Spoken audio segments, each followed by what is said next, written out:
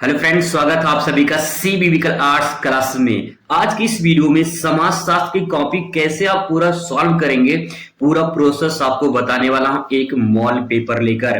दोस्तों, आपको बता दें कि समाजशास्त्र में अगर अच्छे नंबर आपको लाना है तो आपको पहले ये समझना है कि पेपर पैटर्न कैसे पूछा जाता है, कैसे एग्जाम में क्वेश्चन को सॉल्व करना होता है और कैसे आंसर को लिखे ताकि पूरा नंबर मिल जाए। दोस्तों को बता दें कि आपकी कॉपी ही आपकी पहचान होती है। ना तो एग्जामिनर आपको देखा है, ना तो कभी आपसे मिला है, तो आपकी कॉपी के आधार पे आपको नंबर वो देता है। इसीलिए आपको ये पता होना चाहिए कि कॉपी कैसे बोर्ड परीक्षा में लिखी जाती है। तो चलिए शुरुआत करते हैं। एक प्रीवियस पेपर 2022 का पेपर लेते हैं और इसके माध्यम से मैं आपको समझाने की कोशिश करता हूं।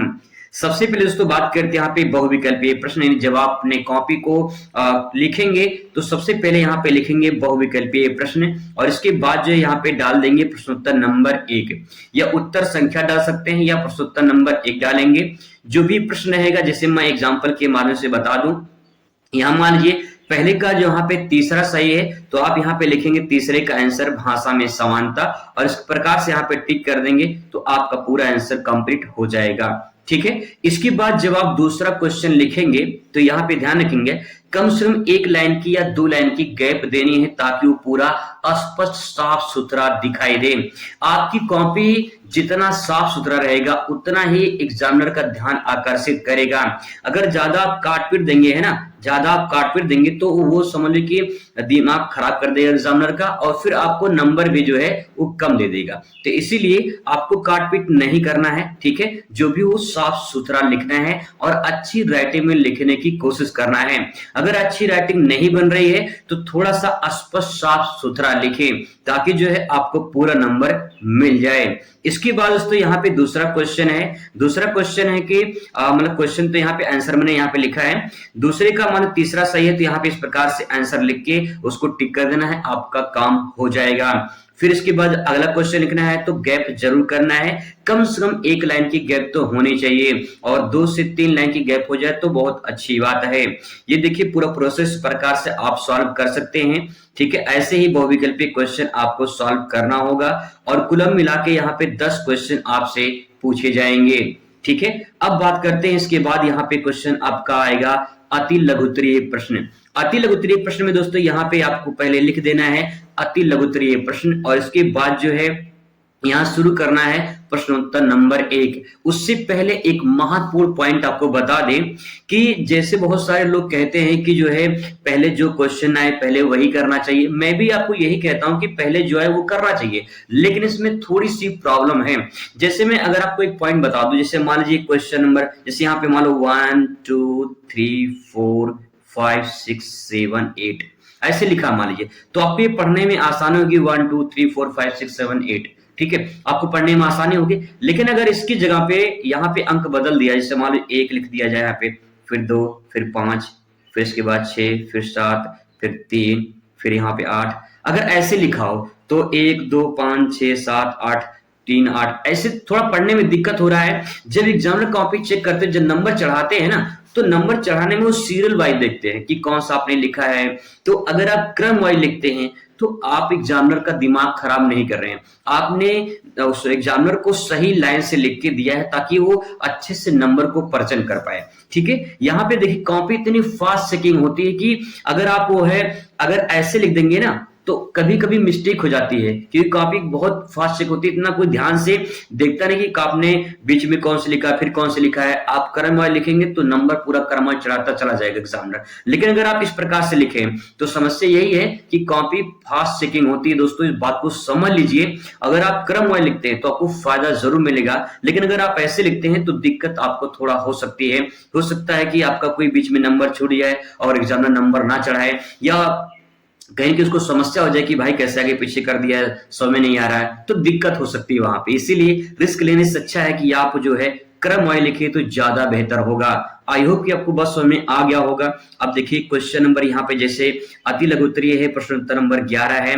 क्वेश्चन पूछा था कि राष्ट्रवाद क्या है, तो सबसे पहले आप यहाँ पे एक प्यारा सा हेडिंग डालेंगे राष्ट्रवाद और इसके बारे में आप लिखेंगे। ठीक है। यहाँ पे जो आप लिखेंगे राष्ट्रवाद उस भावना या विचारधारा को कहते हैं जो व्यक्ति तथा समाज में राष्ट्र के प्रति प्रेम भावना, समर्पण का भाव दिखाई देता है। यहाँ पे दोस्तों कहने का मतलब ये है कि राष्ट्रवाद ये कहता है कि जैसे हम अपने परिवार के प्रति समर्पित होते हैं ना, हमारे परिवार पे कोई आंच आता है तो हम अपनी जान देने को तैयार हो जाते हैं, सब कुछ करने को तैयार हो जाते हैं। उसी परिवार की जगह आप राष्ट्र रख लीजिए, राष्ट्र यानी देश को रख लीजिए, और देश पर अगर कोई आंच आए तो आप उसी प्रकार से खड़े होइए जिस प्रकार से अपने परिवार के प्रति आप खड़े होइए। परिवार के प्रति जो प्रेम भावना है वही राष्ट्र के प्रति होना चाहिए। अगर ये प्रक्रिया है तो उसी विचारधारा को राष्ट्रवाद के नाम से जाना जाता है। राष्ट्र तथा राष्ट्र हित के लिए बड़े से बड़ा त्याग और बलिदान करना ही राष्ट्रवाद के नाम से जाना जाता है। ऐसे क्वेश्चन को समझिए और ऐसे प्रेजेंट करिए ताकि जो है एग्जामिनर जो है आपको पूरा नंबर, यहाँ पे 2 नंबर है, 2 नंबर आपको यहाँ पे दे दे। ठीक है, चलिए अब बात करते हैं अगले क्वेश्चन पर। अगले क्वेश्चन से पहले यहाँ पे देख लीजिए, यहाँ पे क्वेश्चन में लिखा है, फिर यहाँ पे देखिए लाइन गैप है छोटा सा ताकि स्पष्ट साफ सुथरा दिखाई दे। इसके बाद 2 लाइन मैंने यहाँ पे गैप कर दिया है ताकि जो है जो दूसरा क्वेश्चन है वो अलग अलग दिखाई दे। कहीं कहीं उसी में मिक्स हो जाता है, दिक्कत हो जाती है, वही बात आ जाती है कि कॉपी फास्ट चेकिंग में कि कहीं कहीं मान लो आपने सटा के लिख दिया तो उसी में आपका पहला में दूसरा भी चेक हो गया तो नंबर आपका कम मिल जाएगा, इसलिए ध्यान रखिएगा। नेक्स्ट है, ऐसे लिखेंगे, फिर हेडिंग डालेंगे भारत में जनसंख्या वृद्धि रोकने के सुझाव। इस प्रकार से क्वेश्चन पूछा गया था, तो भारत में जनसंख्या वृद्धि के रोकने के सुझाव में लिखेंगे शिक्षा का प्रसार किया जाए तो जनसंख्या वृद्धि कम किया जा सकता है। नेक्स्ट है, विवाह की न्यूनतम आयु में वृद्धि किया जाए। पहले बाल विवाह होता था, बाल विवाह खत्म होकर फिर धीरे धीरे आयु बढ़ी, 18 साल हुआ, फिर 21 साल हो गया। कहीं कहीं ये न्यूनतम आयु जो होती है ये जनसंख्या वृद्धि का कारण बनता है। न्यूनतम आयु में शादी होना, ठीक है, ये है। परिवार नियोजन अपनाना, अगर परिवार नियोजन अपनाया जाता है तो जैसे परिवार नियोजन का मतलब है कि हम दो हमारे दो, हम दो हमारे एक, तो ये परिवार नियोजन है। एक प्लानिंग होनी चाहिए, जैसे कि अगर आपका प्लानिंग है कि एक बच्चा है, ठीक है, तो इस दूसरे बच्चे के में कम से कम 5 साल का गैप होना चाहिए, तो ये प्लानिंग है, ये योजना है, तो इसी को परिवार नियोजन के नाम से जाना जाता है। तो ये 3 पॉइंट आप इसमें लिख सकते हैं। क्वेश्चन नंबर नेक्स्ट आपके सामने आ जाएगा। और एक बात और आपको बता दें, कॉपी लिखने से पहले ध्यान रखेंगे जब आपका ज्यादा पेज बच जाए तो ठीक है, तो आप यहाँ पे क्वेश्चन इस प्रकार से, जैसे देखिए एक पेज है तो एक पेज में 2 आंसर मैंने यहाँ पे लिख दिया है, लेकिन यहाँ पे देखिए कुछ जगह बचा था लेकिन मैंने यहाँ पे नहीं लिखा क्योंकि वहां पे लिखेंगे तो दिक्कत हो जाएगी। नए क्वेश्चन नए पेज से शुरू करना चाहिए। अगर आप ऐसा करते हैं तो आपको परफेक्ट नंबर मिलेगा। परफेक्ट का मतलब ये कि सब कुछ अलग अलग है, अस्पष्ट है, सब कुछ आपको आपने सही से तरीके से लिखा है, सिस्टमेटिक ढंग से लिखा है, तो आपको अच्छा नंबर जरूर मिलेगा। ठीक है, आप काम किए हैं तो काम का आपको जो है रिजल्ट जरूर मिलेगा। नेक्स्ट है, नातेदारी को परिभाषित कीजिए। ऐसा सवाल यहाँ पे क्वेश्चन नंबर 13 में देखने को मिलता है, तो यहाँ पे आप हेडिंग डालेंगे नातेदारी। देखिए क्वेश्चन से ही हेडिंग बना लीजिए और क्वेश्चन से हेडिंग बना के उसको लिखिए तो आपको बहुत बढ़िया नंबर मिलेगा। ये लिखने की शैली है, लिखने का तरीका दोस्तों, ऐसी कॉपी लिखिए तो आपको पूरा नंबर मिलेगा। ठीक, अगर आप सीधा सीधा नातेदारी लिखना शुरू कर देते तो पता नहीं चलता भाई कि कैसा आपने लिखा है, लेकिन यहाँ पे छोटा सा हेडिंग डाल दिया है मैंने तो और स्पष्ट हो गया कि नातेदारी के बारे में लिखा गया है। यही सही तरीका होता है अपने आंसर को प्रेजेंट करने का। लिखने के बहुत सारे तरीके होते हैं दोस्तों, बस अंतर इतना होता है कि जो टॉपर होते हैं अपनी कॉपी को कुछ अलग लेते हैं तभी तो टॉपर बनते हैं, नहीं तो लाखों विद्यार्थी एग्जाम में बैठते हैं अपने क्वेश्चन को प्रेजेंट करते हैं, लेकिन सबका आंसर अलग अलग होता है और नंबर भी सबको अलग अलग मिलता है। तो इसीलिए आप जितना परफेक्ट लिखेंगे, जितना अलग लिखेंगे आंसर को, उतना ही बेहतरीन नंबर आपको मिलेगा। ठीक है, ये बात ध्यान रखिएगा। आगे यहाँ पे नातेदारी की विशेषता, तो नातेदारी की विशेषता में लिखेंगे यहाँ पे नातेदारी में रक्त संबंधी, पहला कि रक्त संबंधी होता है। नातेदारी नहीं, रिलेशनशिप, ठीक है, रिश्तेदारी जो होती है उसी को नातेदारी के नाम से जाना जाता है। पहले तो यहाँ पे नातेदारी की हम लोग पढ़े नहीं, इसको पढ़ लेते हैं। नातेदारी व्यवस्था रिश्ते नाते के आधार पर बने मानवीय संबंधों की एक व्यवस्था है। नातेदारी रक्त संबंधी और विवाह संबंधी यानी 2 माध्यम से होता है। ठीक है, यहाँ पे 2 विशेषताएं इसकी निकल जाएंगी। पहली विशेषता हो जाएगी रक्त संबंधी और दूसरी हो जाएगी विवाह संबंधी। जैसे मैं आपको एग्जांपल से समझा दूं, जैसे मान लीजिए कहीं कहीं पे एक लड़का है, ठीक है, एक लड़का है और इस लड़की अगर लड़का का शादी होती है मान लो किसी लड़के से, ठीक है, तो यहाँ पे जब शादी होगी तो एक विवाह संबंधी, यानी जो रिश्ता जुड़ेगा वो एक विवाह के द्वारा जुड़ेगा। मतलब इस लड़के का पूरा परिवार, इस लड़की का पूरा परिवार एक रिश्ते में बंध जाएगा। और कैसे हुआ ये रिश्ता? ये होगा विवाह के कारण होगा। ठीक है, ऐसे ही अब इन दोनों के बीच में जब फिर इसके बाद जो कोई बच्चा पैदा होगा तो वो जो बच्चा आएगा ना वो रक्त संबंधी हो जाएगा, क्योंकि इनका ये खून है। ठीक है, इन्हीं का रक्त संबंधी हो जाएगा। तो ऐसे रिलेशनशिप होता है, दो प्रकार से रिलेशनशिप होता है, एक रक्त संबंधी और दूसरा विवाह संबंधी। आई होप दोस्तों आपको समझ में आ रहा होगा। नेक्स्ट देखिए, क्वेश्चन देखिए, आप देख सकते हैं यहाँ पे दूसरा जब क्वेश्चन मैंने यहाँ पे लिखा है तो यहाँ पे 2 लाइन का गैप है ताकि स्पष्ट साफ सुथरा दिखाई दे। ठीक है, देखिए क्वेश्चन यहाँ पे है, प्रश्नोत्तर नंबर 14 है कि दिव्यांगों के संघर्ष की व्याख्या कीजिए। दिव्यांगों के संघर्ष के बारे में बताना है। तो देखिए, दिव्यांग या विकलांगता, ठीक है, किससे आशय शरीर के किसी अंग का सुचारू रूप से काम ना करना। भाई देखिए, कोई लंगड़ा है, कोई लूला है, किसी के आंख नहीं है, किसी के हाथ नहीं है, किसी के पैर नहीं है, तो दिव्यांग, इन्हें विकलांग कहकर न संबोधित करके दिव्यांग कहा जाता है, ताकि एक दिव्यांग सम्मानीय शब्द के रूप में कहा जाए। जैसे मान लो कोई लंगड़ा व्यक्ति है, आप उससे कहोगे हे लंगड़ा तो बुरा मान जाएगा, लेकिन उससे कहोगे दिव्यांग है ना, ये दिव्यांग है, तो उससे उतना बुरा नहीं लगेगा, क्योंकि एक सम्मानीय शब्द होता है।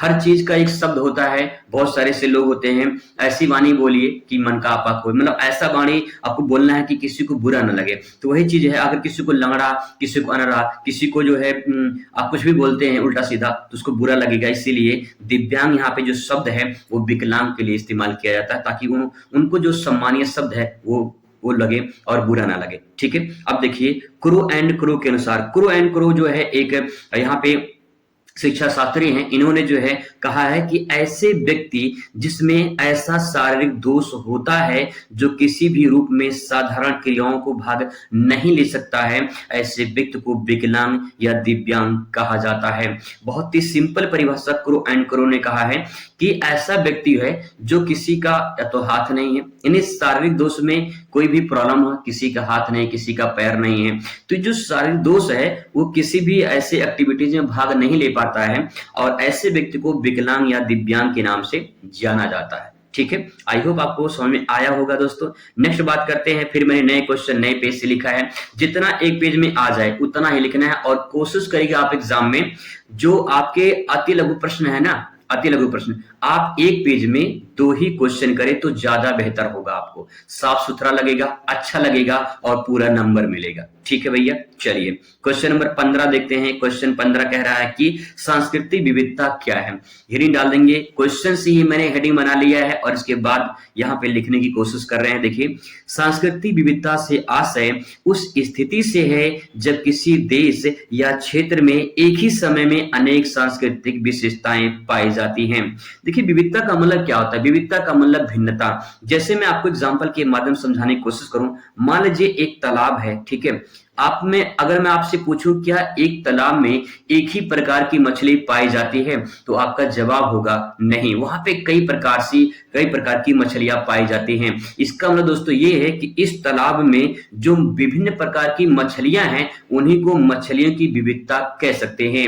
ऐसे ही जब किसी देश में या किसी भी क्षेत्र में या किसी भी प्रदेश में जो वहां की संस्कृति होती है, जब उनमें कई प्रकार की विशेषताएं पाई जाएं, तो उस विशेषताओं, उस भिन्नताओं को ही सांस्कृतिक विविधता के नाम से जाना जाता है। ठीक है, अब यहाँ पे वही चीज यहाँ पे कहा गया है कि जो संस्कृति में जो भिन्नता पाई जाती है वही सांस्कृतिक विविधता होती है।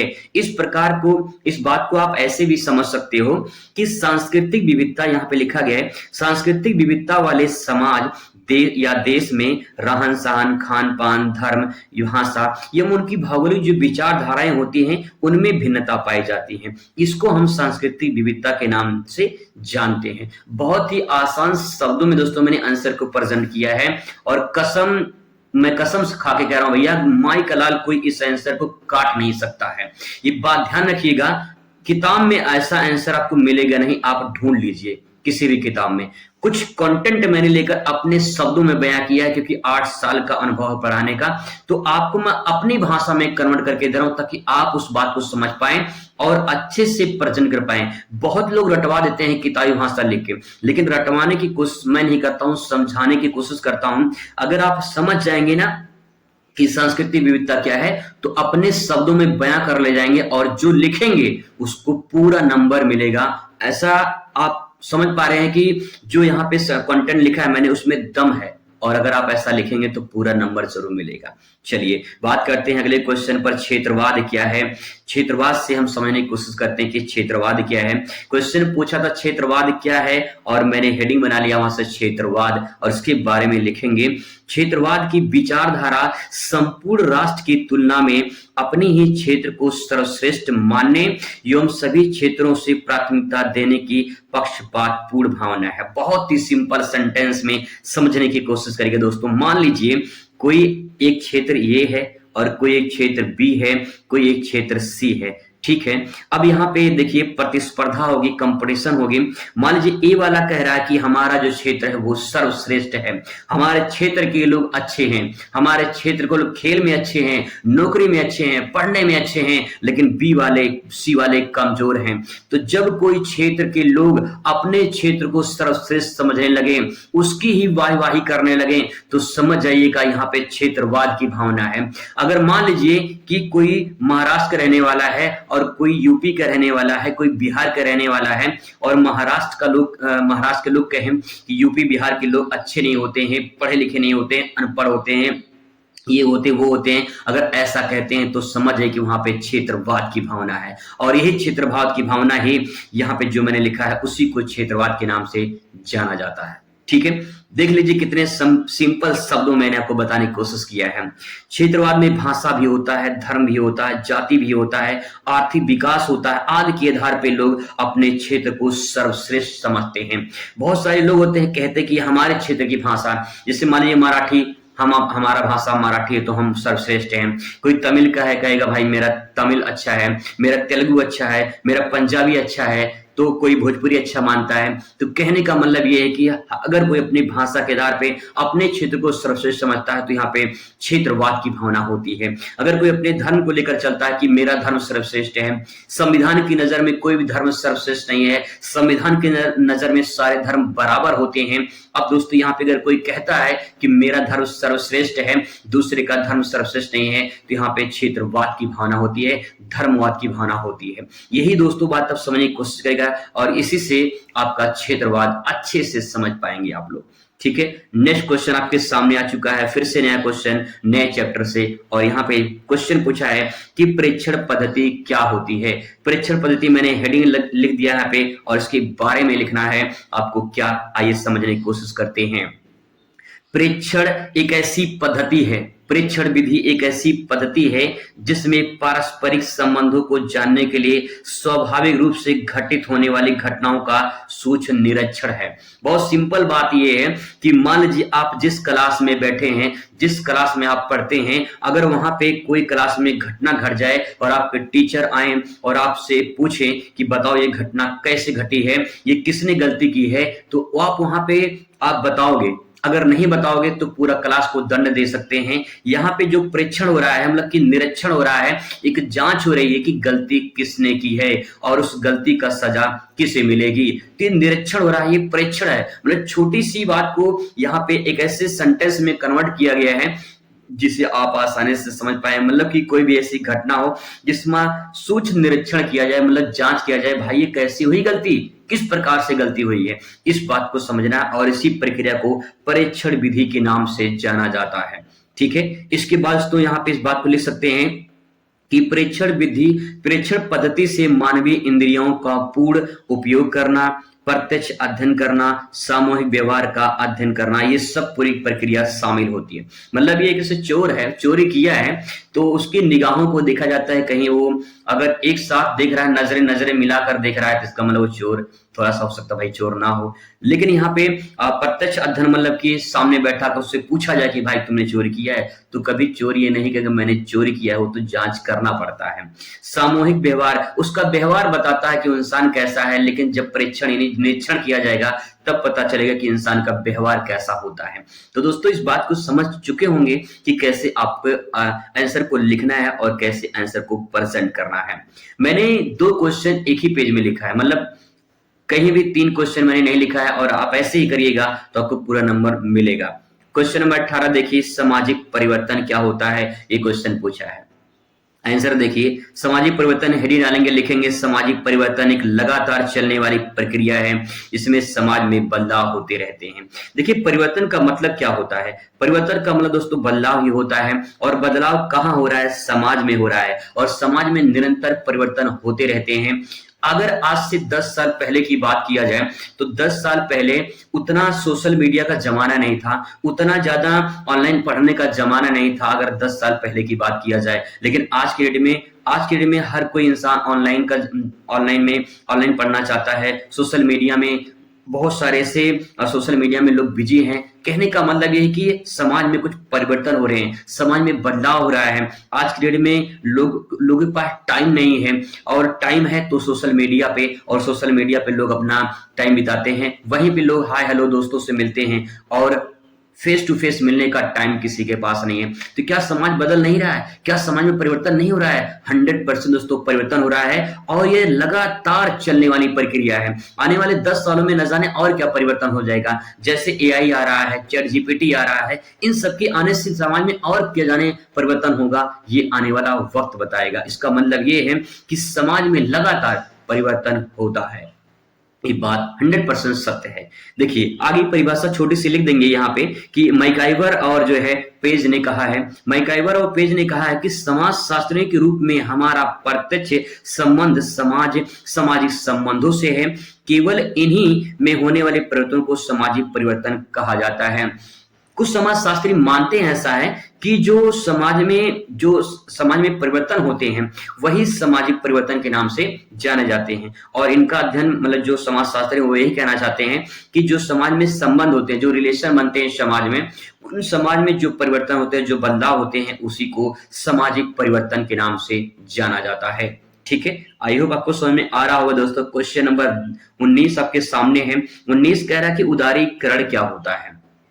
उदारीकरण से आप क्या समझते हैं, इस बात को समझना है। तो आइए समझने की कोशिश करते हैं कि उदारीकरण क्या होता है। हेडिंग डाल देंगे प्यारा सा उदारीकरण, और इसके बारे में लिखेंगे दोस्तों।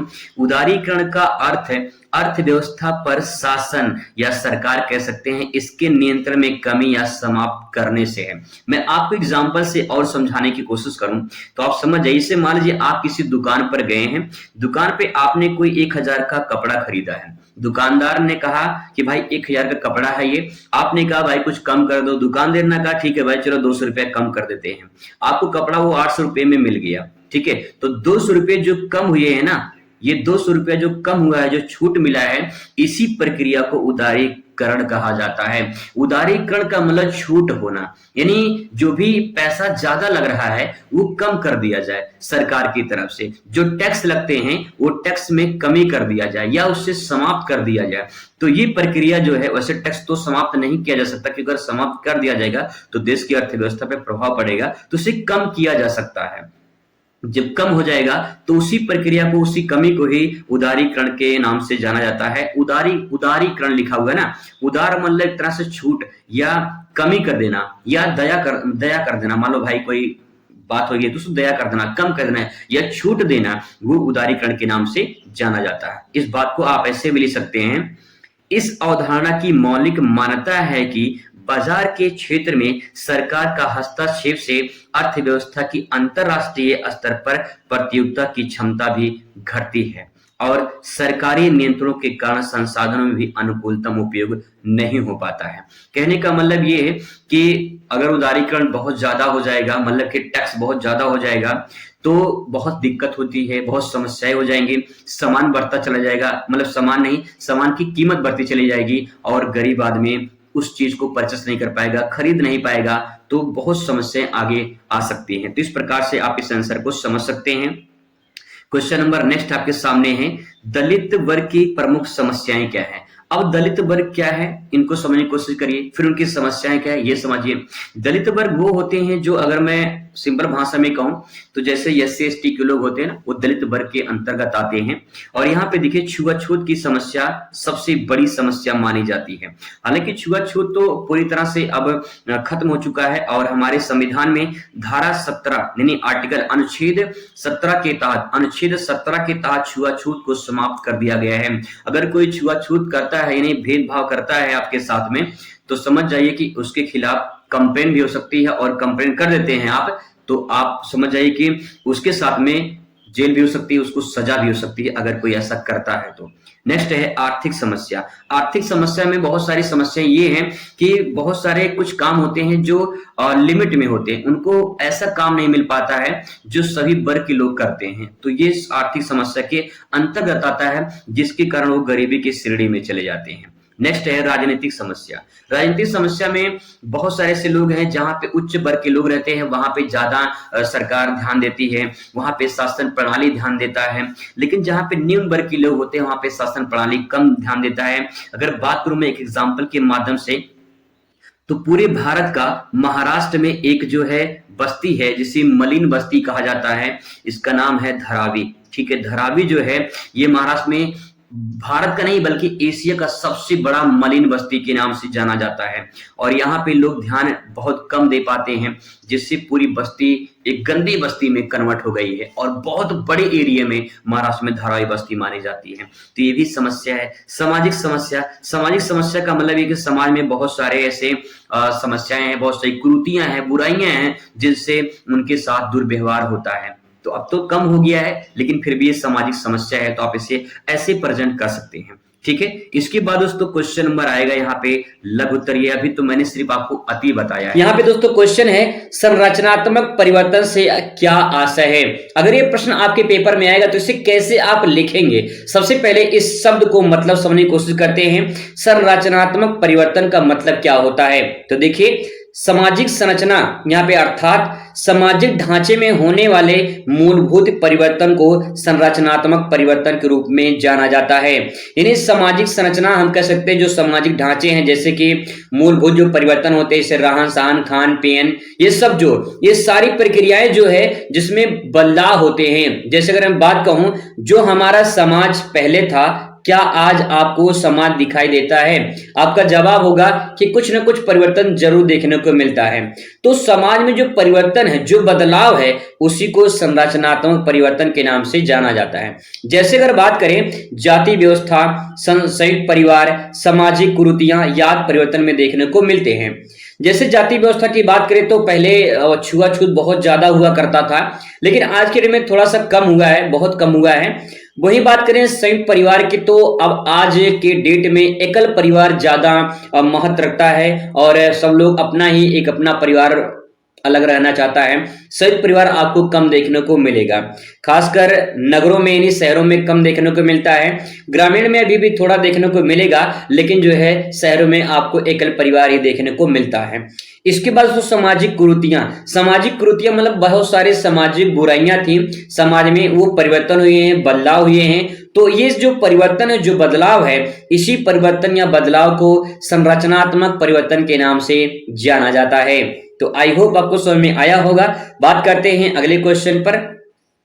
सामाजिक संरचना से क्या आशय है। अब सामाजिक संरचना क्या है ये समझते हैं। तो देखिए, सामाजिक संरचना से आशय समाज के विभिन्न अंगों में एक व्यवस्थित क्रमबद्धता से है।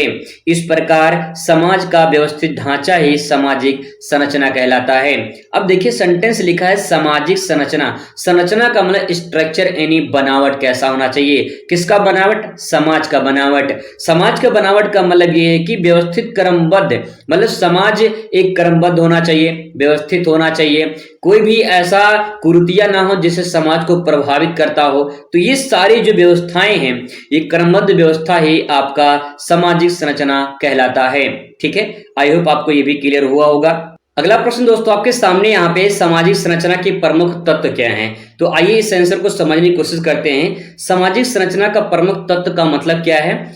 देखिए पहला पॉइंट इसमें लिखा है सामाजिक जो होना चाहिए, यानी समाज जो होना चाहिए वो आदर्श समाज होना चाहिए। अगर आप मान लीजिए एक स्टूडेंट हैं तो आप यही अपने आप को मानेंगे कि ये एक आदर्श छात्र बनकर रहें, आप आदर्श छात्राएं बनकर रहें।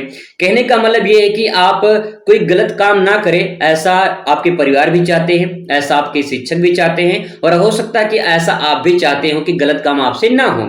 तो ऐसा जो समाज है वो आदर्श समाज के नाम से जाना जाता है। तो कहने का मतलब है कि सामाजिक संरचना का बनावट कैसा होना चाहिए, तो आदर्श होना चाहिए, यानी समाज अच्छा होना चाहिए। समाज अच्छा होगा तो समाज में जो भी बुराइयां होंगी दूर हो जाएंगे। समाज में जो भी लोग रहेंगे वो अपने आप को एक प्रेम भावना में रखेंगे, एक दूसरे से मतलब रखेंगे। आज की डेट में समाज में कोई एक दूसरे से मतलब नहीं रखता है। तो आदर्श समाज होना चाहिए, पहला पॉइंट हो जाएगा। दूसरा सामाजिक स्थिति। सामाजिक स्थिति का मतलब यह है कि समाज जिस सिचुएशन में है, जिस स्थिति में है, वो सही तरीके से है, यानी व्यवस्थित तरीके से है, या फिर हम कह सकते हैं कि समाज में कोई भी ऐसी कुरीतियां नहीं है, कोई ऐसी बुराई नहीं है जिससे समाज प्रभावित होता है। तो समाज की स्थिति ठीक है। यानी अगर आपसे कहूं कि आप पढ़ने में आपकी स्थिति कैसी है, तो आप कहोगे मेरी पढ़ने में स्थिति भाई ठीक ठाक है, या फिर कुछ लोग का अच्छा हो सकता है, कुछ लोग का घटिया भी हो सकता है। तो आपकी स्थिति क्या है ये हमें बताना कि आपके क्लास में आपकी क्या स्थिति है, पढ़ाई वढ़ाई में ठीक ठाक है, या फिर आप ऐसे ही जो है नॉर्मल छात्र की तरह हैं, या फिर जैसे लोग रहते हैं कभी आते हैं कभी जाते हैं पढ़ने, तो उस तरह से आप हैं। तो आप अपनी स्थिति बेहतर तरीके से जानते होंगे, ठीक है। तो आप इसमें इंडिकेट कर सकते हैं, अच्छे से लिख सकते हैं। इसके बाद दोस्तों अगला है सामाजिक भूमिका। सामाजिक भूमिका देखिए सिंपल सी बात यह है, जब एक छात्र होता है ना, एक छात्र, इस छात्र का असर जो है वो समाज पे पड़ता है। ध्यान से बात को समझने की कोशिश करिएगा। जो छात्र है ना, इस छात्र का असर समाज पे पड़ता है, यानी आपका असर आपके परिवार पे पड़ता है, आपका असर आपके समाज पे पड़ता है, और आपके परिवार का असर आप पर पड़ता है, और आपके समाज का असर आप पे पड़ता है। मेरे कहने का मतलब दोस्तों बहुत ही सिंपल है, अगर आप इस बात को समझ जाएंगे, आपका जो असर है वो समाज पर पड़ता है और समाज का असर आप पे पड़ता है। आपका असर आपके परिवार पर पड़ता है, ठीक है, और जो परिवार होता है इस परिवार का असर आप पे पड़ता है। तो ये पूरी जो प्रक्रिया है, आपकी क्या भूमिका है, ये बहुत इंपॉर्टेंट रखता है समाज में। बहुत लोग कहते हैं कि मेरे सुधर जाने से क्या होगा। अरे भाई, आप सुधरेंगे तो आपको देखकर और लोग सुधरेंगे, और लोग सही तरीके से काम करेंगे, सही रास्ते पे चलेंगे। हो सकता है कि इससे जो आप कर रहे हैं इससे समाज का भला हो जाए, और आपको देखकर कुछ और करें, इससे एक आदर्श समाज बनेगा। आपकी भूमिका ही सबसे बड़ा इंपॉर्टेंट होता है। जैसे पिक्चर में हीरो होता है ना, उस हीरो में, उस पिक्चर में पूरा हीरो की अहम भूमिका होती है। अगर हीरो को निकाल दिया जाए तो पिक्चर किसी काम का नहीं होता है। ऐसे ही आप अपने समाज के हीरो हैं, आप अपने समाज के हीरोइन हो सकते हो। तो आप एक अहम भूमिका निभाओगे जब अपने समाज में आप अच्छे तरीके से निर्वहन करोगे। आई होप मेरी बात आपको समझ में आया होगा दोस्तों। चलिए बात करते हैं अगले पॉइंट पर। और अगला प्रश्न आपके सामने आ चुका है, बहुत ही मोस्ट इंपॉर्टेंट प्रश्न है। कितनी प्रकार से क्वेश्चन आपसे पूछ सकता है, यहाँ पे आप देख सकते हैं। क्वेश्चन पूछ सकता है कि औद्योगिकीकरण किसे कहते हैं, औद्योगिकीकरण की प्रमुख विशेषताओं का वर्णन कीजिए। या पूछ सकता है औद्योगिकीकरण की क्या आशय है, औद्योगिकीकरण के महत्व की विवेचना कीजिए। तो दो पॉइंट है, एक तो महत्व आपसे पूछ सकता है, दूसरा आपसे विशेषता पूछ सकता है, और औद्योगिकीकरण क्या है ये हमें समझना है। तो चलिए इसको भी समझने की कोशिश करते हैं आसान शब्दों में। अगर आपको समझ में आ रहा होगा तो कमेंट करके जरूर बताइएगा। मैं थोड़ा सा और कुछ एक्स्ट्रा करूंगा ताकि आपको आसान शब्दों में समझा सकूं और आसान शब्दों में आप याद कर सकें, ताकि रट्टा जो मार मेथड है ना ये खत्म हो जाए। बहुत लोग रटवाते हैं, किताबी भाषा लिख देंगे और आप जो है उसे रटेंगे, रटकर आप थोड़े दिन के लिए याद कर सकते हैं लेकिन लंबे समय तक याद नहीं कर पाएंगे। लेकिन आप समझ जाएंगे ना तो आप अपने मन से बना के भी लिख पाएंगे, और सही तरीके से लिखेंगे तो पूरा नंबर आपको मिलेगा। आइए बात करते हैं औद्योगिकीकरण के बारे में। यहाँ पे देखिए दोस्तों लिखा है औद्योगिकीकरण, आप हेडिंग डाल देंगे औद्योगिकीकरण और उसके बारे में लिखेंगे। औद्योगिकीकरण एक ऐसी प्रक्रिया है, पहला पॉइंट ये कि प्रोसेस है भैया। औद्योगिकीकरण जो है ना वो प्रोसेस, एक प्रक्रिया है। किस चीज की प्रक्रिया है आगे देखिए, जिसमें छोटे छोटे उद्योग धंधों के स्थान पर बड़े बड़े उद्योग धंधे कल कारखानों पर जो है जोर दिया जाता है, उनको विकसित किया जाता है। बहुत ही सिंपल सेंटेंस में आपको बता दूं कि जो बोर्ड परीक्षा है वो बोर्ड परीक्षा क्या है? एक प्रोसेस है कि आप हाई स्कूल पास कर लिए हैं, आप इंटर पास कर लिए हैं। बोर्ड परीक्षा क्या है? एक प्रोसेस है, एक प्रक्रिया से आपको गुजरना पड़ता है, तभी तो आपको हाई स्कूल इंटरमीडिएट का रिजल्ट मिलेगा, मार्कशीट मिलेगा। इसका मतलब ये है कि बोर्ड परीक्षा जैसे एक प्रोसेस है, एक प्रक्रिया है, ऐसे दोस्तों औद्योगिकीकरण भी एक प्रोसेस है, एक प्रक्रिया है। किस चीज का? तो जवाब होगा बड़े बड़े उद्योग स्थापित होते हैं, बड़े बड़े कंपनियां, कल कारखाने स्थापित होते हैं। ये जो स्थापित होते हैं, इनके द्वारा ही एक विकास होता है और उस विकास का नाम है औद्योगिकीकरण। ठीक है। विकसित देश कब बनता है? जब वहां की प्रतिविधियां अच्छी होती है, जब वहां पे रहन सहन, चिकित्सा, स्वास्थ्य और अन्य सुविधाएं अच्छी होती हैं, जब सब लोग अमीर, मतलब कि सबके पास जो संसाधन है वो होते हैं, अमीरी के श्रेणी में होते हैं, तब विकसित होता है। अब कहने का मतलब ये कि औद्योगिकीकरण कब होता है? जब छोटे छोटे उद्योग बड़े बड़े उद्योग में बदल जाएं, जो छोटे छोटे कंपनियां बड़ी बड़ी कंपनियां स्थापित होने लगे, तो उस प्रक्रिया को औद्योगिकीकरण के नाम से जाना जाता है। आई होप आपको समझ में आया होगा दोस्तों। बात करते हैं यहाँ पे आगे। वस्तुओं का उत्पादन हाथों की अपेक्षा मशीन द्वारा किया जाता है और यही प्रक्रिया औद्योगिकीकरण के नाम से जाना जाता है। जो काम हाथ से किए जाते हैं उनको मशीन से किया जाता है, और जब मशीन से किया जाए, बड़ी बड़ी मशीन स्थापित हो जाएं, तो उसी प्रक्रिया को औद्योगिकीकरण के नाम से जाना जाता है। बहुत ही आसान शब्दों में लिखा है, अगर आप समझ पाए होंगे तो बहुत अच्छी बात है। नहीं समझ पाए होंगे तो एक बार फिर से आप समझने की कोशिश करेगा, एक बार फिर से देखने की कोशिश करेगा, तो आपको समझ में आ जाएगा। अब दोस्तों आपके सामने मैं यहाँ पे लेकर आया हूँ हेडिंग। आपका हेडिंग बनेगा औद्योगिकीकरण की प्रमुख विशेषताएं। एक चीज मैं और आपको बता दूं, परीक्षा में अच्छे नंबर लाने के लिए आपको डायग्राम, मैपिंग, कोटेशन, इनका प्रयोग करना पड़ेगा। अगर आप सिर्फ लिखते चले जाएंगे तो नंबर आपको कम मिलेगा, लेकिन अगर आप थोड़ा सा अलग लिखेंगे अपनी कॉपी, अलग लिखने का मतलब है कि डायग्राम से, कोटेशन से, फिगर से समझाने की कोशिश करेंगे, परफेक्ट नंबर मिलता है। तो मैं 100% आपको बता रहा हूं, परफेक्ट नंबर मिलता है। तो यहाँ पे देखिए मैंने डायग्राम बना रखा है, समझने की कोशिश करिएगा, मैं आपको पूरे जो है अच्छे से समझाने की कोशिश करूंगा। सबसे पहले यहाँ पे मैंने हेडिंग बना दिया है औद्योगिकीकरण की प्रमुख विशेषताएं। जो परिभाषा होती है ना, वही विशेषता होती है। यानी जैसे अगर आप अपने बारे में किसी को बताते हैं, तो जो आप बताते हैं वही विशेषता होती है, वही चीज तो बताते हैं, तो वही चीज आपको यहाँ पे लिखना है। अब देखिए पहला पॉइंट है तकनीकी विकास। देखिए सिंपल सी बात है, औद्योगिकीकरण का विकास तब हो सकता है जब तकनीकी विकास होगा, तकनीकी ज्ञान होगा, तकनीकी नॉलेज होगा, तभी औद्योगिकीकरण का विकास हो सकता है। आगे देखिए उत्पादन में वृद्धि। भाई सिंपल सी बात यह है कि जब बड़ी बड़ी कंपनियां स्थापित होंगी, बड़ी बड़ी मशीन लगेंगी, तो उत्पादन में वृद्धि होगी। जो काम हाथ से किए जाते थे वो काम मशीन से होगा, तो उत्पादन ज्यादा होगा। सिंपल सी बात है। तो औद्योगिकीकरण का विकास होना ही होना है। तो यहाँ पे 2 पॉइंट आप समझ गए होंगे। आगे देखिए आर्थिक उन्नति। बहुत सिंपल सी बात यह है कि उत्पादन जब अधिक होगा तो भाई उत्पादन अधिक होगा, सामान अधिक बिकेगा, सामान अधिक बिकेगा तो पैसा आएगा, पैसा अधिक आएगा तो भैया आर्थिक उन्नति जरूर सी हो, जाहिर सी बात होगी, है ना। कहने का मतलब ये है कि एक कड़ी दूसरे कड़ी से जुड़ी हुई है, और अगर इस प्रकार से जोड़कर पढ़ेंगे तो आप रट्टा नहीं मार रहे हैं, समझने की कोशिश कर रहे हैं। दोस्तों यहाँ पे आगे देखिए लिखा गया है वैश्वीकरण। वैश्वीकरण का मतलब ये है कि जब कोई मान लो कंपनी से, टाटा कंपनी हम मान लेते हैं, टाटा कंपनी है। अब टाटा कंपनी मान लीजिए भारत में अपना कंपनी स्थापित की, उसके बाद उसका काम चल रहा है, उत्पादन हो रहा है। जब वो देखेगी कि उसका आर्थिक उन्नति हो रहा है, उसकी वस्तु का डिमांड हो रहा है, तो वही कंपनी दूसरे देश में अपना कंपनी खोलेगी, और जब वो कंपनी दूसरे देश में खोलेगी तो इसके बाद वहां विकास होगा, और इस प्रक्रिया को वैश्वीकरण के नाम से जाना जाता है। जैसे चाइना सामान देख लीजिए, चाइना सामान कितना भारत में आता है, तो चाइना क्या करता है, वैश्वीकरण की प्रक्रिया अपनाता है। वैश्वीकरण का मतलब यह है कि सिर्फ इंडिया में चाइना का सामान नहीं बिकता है, दुनिया के कई सारे देशों में बिकता है उसका सामान। इसका मतलब यह कि चाइना वैश्वीकरण अपनाता है, वैश्वीकरण की प्रक्रिया करता है, ताकि जो है उसके सामान अन्य देशों में पहुंच सके। वहां पहुंचेंगे तो उसको ज्यादा फायदा मिलेगा, ज्यादा पैसा कमाएगा वो, तो ज्यादा पैसा कमाएगा तो ज्यादा उन्नति होगी, ज्यादा उत्पादन होगा, ज्यादा उत्पादन होगा तब तकनीकी का विकास होगा। इस सब का विकास औद्योगिकीकरण की प्रक्रिया होगी। आई होप आप समझ पा रहे होंगे दोस्तों। आगे बढ़ते हैं, अगला पॉइंट आपके सामने यहाँ पे है नगरीकरण। देखिए सिंपल सी बात ये है, औद्योगिकीकरण नगरीकरण को प्रभावित करता है। मतलब ये है कि जो शहर होते हैं, जैसे मान लीजिए गांव है, जैसे मान लीजिए गांव है, ठीक है। गांव में कोई अभी बड़ी सी कंपनी खुल जाए तो उसके आसपास में छोटे छोटे कंपनी और खुल जाएंगे। जो छोटे छोटे कंपनियां खुल जाएंगी तो वहां पे लोग अपना जो है रोजगार की तलाश में जाएंगे, तो लोग सोचेंगे यहीं पे आसपास रह लें। धीरे धीरे वहां मानव बस्ती बसने लगेगी और धीरे धीरे पूरा वो क्षेत्र एक नगर में बदल जाएगा। वहां बैंक खोलना शुरू कर देंगे, वहां पे अन्य सुविधाएं लोग स्थापित कर देंगे। तो इससे क्या होगा, नगरीकरण स्थापित हो जाएगा। तो ये प्रक्रिया है और यही देखिए कितने अच्छे तरीके से मैंने यहाँ पे बताने की कोशिश किया है। अगर आप समझ गए होंगे तो बहुत अच्छी बात है कैसे नगरीकरण बनता है। ठीक है, आगे देखिए, राष्ट्रीय आय में वृद्धि।